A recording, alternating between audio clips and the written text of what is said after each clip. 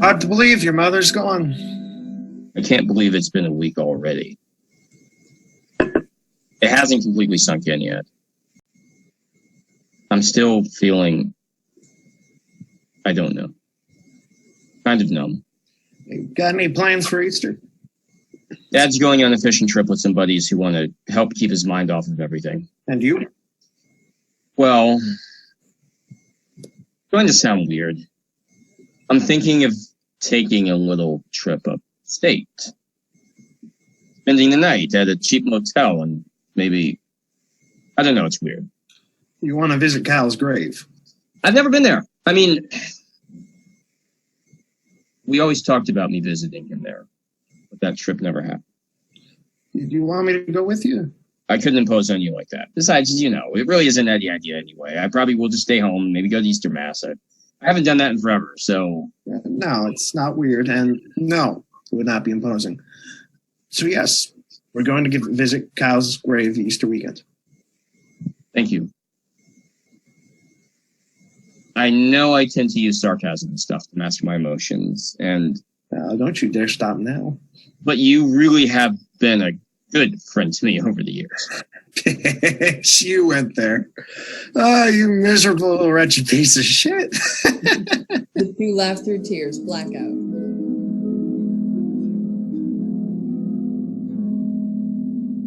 Yeah, I don't mean to be critical, but next time I pick the place we stay at. But it was only $75 a night. Yeah, but after sleeping in those beds, I believe a silkwood scrub down may be in order. Here it is. Eben, you okay? Older Eben stands there staring at the tombstone, emotionless.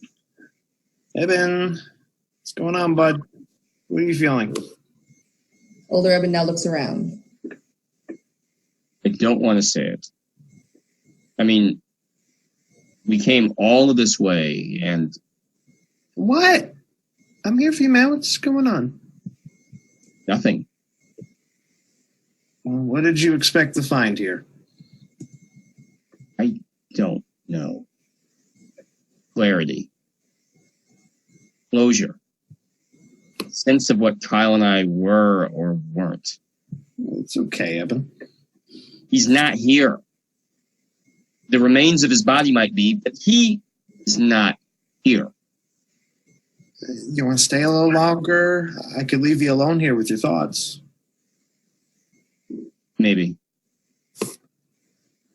I'll be over there if you need. Smith walks to the other side of the stage. Older Eben remains staring at the tombstone. Still nothing. Younger Eben and grandmother enter. I do like old cemeteries. The statues, the family mausoleums. It's like something out of Dracula. Look, when I die, I don't want you to think I'm in a place like this. People live on after death. In the memories and stories of loved ones, they do not live in a graveyard. Yeah, I'm ready to go home now, I guess. Older Eben and Smith exit. Kyle enters reading a book. He sits legs crossed on the floor as he reads. Kyle! Kyle! Alice enters. Ah, there you are. What you reading? A book on Buddhism. Of course you are. It's funny how there are so many parallels between the Jesus story and the story of Buddha. Just a completely different way of approaching the faith. Christianity, Jesus is so high above us, we can never actually be on his level, but Buddhism is more attainable. Well, I'm glad you found a hobby. Why don't you sit under this tree with me? Alice sits next to him. Wow.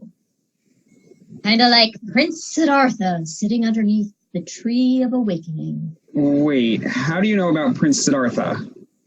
That's my book you're reading. Prince Siddhartha had a crisis of faith one day when he ventured outside the walls of his father's palace and saw the conditions in which most people lived. Poverty, despair, suffering, everything his father, the king, had tried to shelter him from. And so he decided to meditate under the Tree of Awakening. Mara, the Lord of Hell, tried to lure him away from the tree, but Siddhartha remained and realized that suffering is a natural part of life. Accepting that fact is the first step towards nirvana. Denying that fact only leads to more suffering, more despair. It is a beautiful day, though, is it not? Yeah. Would you mind? I really would like to be alone right now, actually. Yes, of course.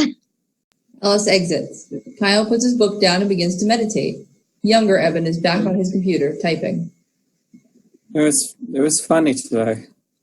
I was out in the yard helping my mother with her gardening. I hate gardening.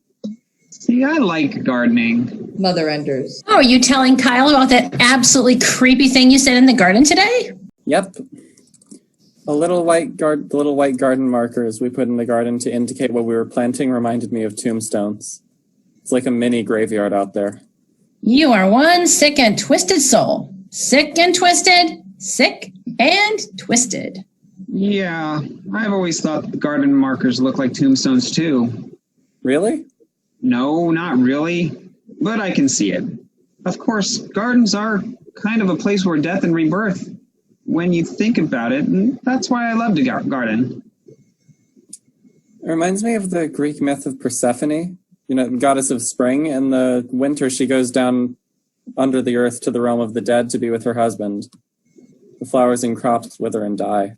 And then in the spring, Persephone returns to the land of the living. The flowers and crops spring back to life in the same soil in which they died. Kyle, dinner. I gotta run. Talk to you later, hon. Yeah, I gotta water the garden anyway. Evan and Kyle exit as older Evan enters. A few weeks after going to the cemetery with Smith, I went down to New York City to see a show. I still don't know what I expected when I went to the cemetery, but that's aside the point. I was walking through Grand Central Station to catch my train home. Grand Central is perhaps one of my favorite places in the world. I looked up at the ceiling and saw all the constellations painted on it. And there in the corner was Pegasus. Kyle enters and stands next to older Evan. And at that moment, it was as if Kyle was there, standing next to me. Mother entered. Fine. The person you met one weekend. Have a pilgrimage and sulk when you don't feel his presence. Do you ever feel my presence? Every day when I'm driving and listen to a song we used to like, whenever I watch the news and start yelling at the TV. Right. I see where I rank as a priority. That's fine. Wait, Mom. I'm sorry. I mean, I really do. You are still so easy. So easy. Burden. Mother moves closer to older Evan and stands by him. Kyle takes older Evan's hand. By now, Alice and Janet are sitting by Kyle's computer. Alice is reading from a book of the complete works of Shakespeare. When he shall die, take him and cut him out in little stars. He will make the face of heaven so fine that all the world will be in love with night. Pay no worship to the garish sun. That's beautiful. I went to visit his grave today. Tell him that Tim and I are having a baby. That's right. Kyle introduced the two of you, didn't he? Yeah. Have you picked out a name yet? Kyle, if it's a boy. Peg, if it's a girl. Peg? Peg. Like Pegasus. But Peg's usually short for Margaret? Yes, but Peg doesn't need to know that. I stood there looking up at the constellations on the ceiling. I could feel Kyle holding my hand as he did all those years ago. As we drove around, and I showed him where I had grown up. The way his thumb would gently glide down the palm of my hand. And the twinkle in his eye whenever he went. I guess I felt what I had really hoped to feel that day in the cemetery in Canton.